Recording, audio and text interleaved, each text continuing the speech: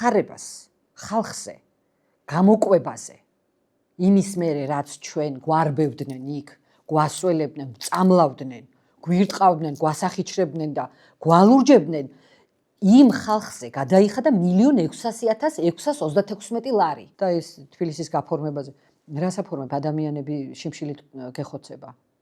ვის აჭმევ? ვის რაზე ზრუნავ? გარემოზე ზრუნავ, გასაგებია მესმის, მაგრამ ნათურები და ეს ისინი, რა ქვია, პეპლები და ყვავილები ადამიანებია?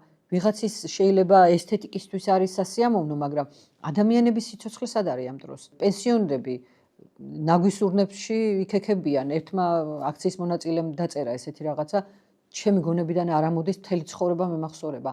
ნარგვის ურნებს ნუ დაწვავთ ხალხნო. მან ჩვენი ადამიანები საკვებს ეძებენო. მაგათი განაჩენია ეს. აი ასე უყურებენ ადამიანებს. რამდენი წელიწადია ვიძახით წამლებზე 500 და 600%-ით არის გაზრდილი ფასები მეთქი. შარშარო ვყიდულობდი იმ წამალს ახლა 3 მაგად და 4 მაგად ვყიდულობ. ტკივილ გამაყუჩებელი. მარტო ეს ნოშპა რო აიღო.